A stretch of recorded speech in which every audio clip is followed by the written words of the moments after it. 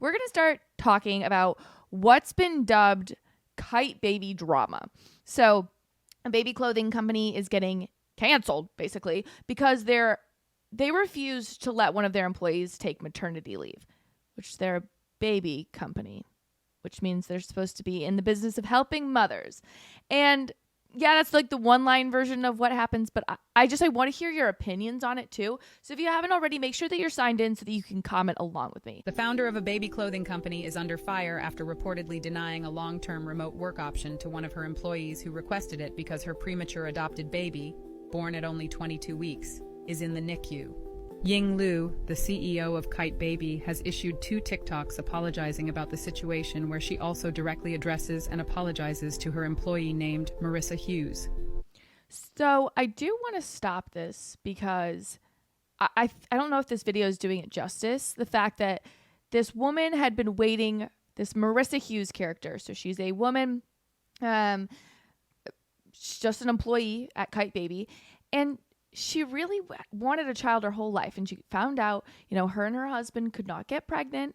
So they were able to magically adopt this baby. And the baby was in the NICU. And she's thinking that she's working at this company that is favorable towards moms, as they are a baby company. And she's denied access to maternity leave. It's insane. Liu began her most recent apology, which has over 4 million views, by agreeing with online critics that her and first the baby apology was in scripted. Adopt this baby, and apologize to Marissa for how her parental leave was communicated and handled. She then goes on to say that this new apology will be off script, and tries to explain her actions. I was insensitive, selfish, and by the way, we will get to these apology videos. I have them in full. I want to go through them. So don't be like, oh my gosh, Chrissy, like, what is this about? I will get to the apology videos, but I just want to give you a little bit more gist. only focus on the fact that her job was had always been done on site, and I did not see the possibility of doing it remotely. Liu goes on to call her actions a terrible mistake and says she wants to set an example as someone who is in the baby business before directly apologizing to Marissa. We will continue to pay you the benefits as well as the remote position that you have requested. I understand if you don't want to come back to work anymore, but we will continue to pay you as if you were working remotely for us. Okay, other weird thing I noticed is that throughout this entire drama of Marissa, the employee, and the CEO, there's never really a conversation that happens in it. It's just this woman, the CEO, going to TikTok after she's blasted for not giving maternity leave to one of her employees. She just gets absolutely blasted on TikTok, and she tries to make apologies, multiple apology videos, which we'll get to, but she never gets in touch with Marissa. It really seems like she's just like telling TikTok what they want to hear instead of actually addressing the employee. It very much feels like she's way more interested in making sure the internet doesn't hate Kite Baby, her company, than, actually doing the right thing by this employee. For those hours that you proposed until you're ready to come back. Your original position is always open for you when you come back. Hughes had documented her adoption journey in a GoFundMe in which she explained that her adopted baby son was born at 22 weeks and was barely over a pound, adding that they had to drive 9 hours to be with him. The GoFundMe also candidly speaks about Hughes's fertility struggles and the couple's desire to grow their family. Right. So that's what I was getting at kind of at the beginning, is that this is the employee. Her name is Marissa, and this is her husband. They were unable to get pregnant. They were in the process of adopting. They were unable essentially to adopt at the time. They'd been waiting and waiting and waiting. And finally, they find out that look at that baby. It's 1 pound. They finally find out, yes, we're getting a baby. He's, however, what did it say? Like 9 hours away? 9 hours away, and he's in the NICU, born at 22 weeks, so he's very, very young. So that is essentially the Kite Baby drama kind of wrapped up, but it gets really cringy when you hear the owner's apology videos, because the first one Mind you, I've only watched like a couple of seconds because I want to prepare for my live streams, but I also just want to watch this stuff with you guys live. So I definitely have an idea, but I have not watched this response in full. Okay. So this is the response that is blowing up or blew up Kite Baby drama from just like, oh my gosh, it's a terrible situation to like F this company. Hey guys, it's Ying. I wanted to hop on here to sincerely apologize to Marissa for how her parental leave was communicated and handled in the midst of her incredible journey of adoption and starting a family. I have been trying to reach out to her to apologize directly as well. Kite Baby prides itself in being a family-oriented company. Okay, stop it right there. I don't need to hear anymore. This is scripted. This is incredibly scripted.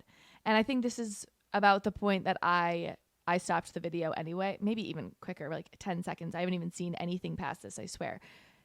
It's scripted though. I mean, obviously, this is the owner's response. This is a woman who claims, like she said, to being like a family-oriented company, only for her constant responses to this woman to be, no, you have to come back in person. But let's hear if she gives us an actual explanation as to why, because honestly, it just sounds downright cruel. So let's see what she has to say. We treat biological and non-biological parents equally. Through both my personal and professional experiences, I have the utmost respect for babies, families, and the adoption community. However, such respect and good intentions were not fully communicated to Marissa in the discussion of her parental leave. It was my oversight that she didn't feel supported, as we always have intended. Okay, it's so cringy. She's so bad at this. It's not an oversight to tell a woman that she cannot do her job remote. Okay, I'm just kind of putting myself in the situation. Like, I want a kid and I can't have a kid. All of a sudden, in a day's notice, I now have a child and the child is in the NICU 9 hours away. I gotta go. I have to get this child because the number one priority in the world for me right now is dealing with this child, right? And first of all, I'd be like, sorry, work, I have to go. Like, bye, I'll see you later.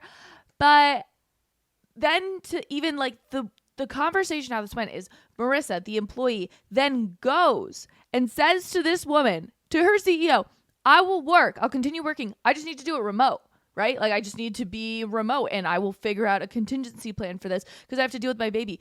It wasn't even this woman saying, I have to hop on maternity now, deuces. It was, I have to hop on a remote work until I can just, navigate some things out because this is all happening very quickly. That's not an oversight, okay? It's not. It's just pure and simple negligence on this woman's part. Let's keep listening. As offered to her originally, we would find her a position whenever she decides to return to work. I also want to apologize to our Kite community. I want to assure you that as the company's owner, I will always stand behind our values.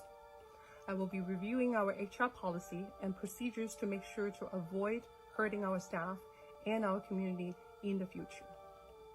Finally, we're truly happy for her adoption and wish the best to her and her family. Thank you for your time and for listening. It felt like more like a hostage video than anything else. Like, let me read that script again, actually. I'm like pulling it back. We are going to review our policies and procedures, and we will avoid hurting our staff again. Are you crazy? Like, no one's talking about, like, people are so crazy, like nutso. And she does come back with a second apology, which we'll get to, but people are blaming capitalism for this. The argument is that this woman, she's the CEO, she's so pent up about gaining money, earning followers, etc., that she just, it became an oversight because she was so capitalistically mindset. No, I actually really rebuke this. I think feminism growing and exceeding in this company is actually what caused this, because this CEO was clearly trying to bully an employee into believing it's acceptable to put your job over your child. That in and of itself is feminism at its worst, right?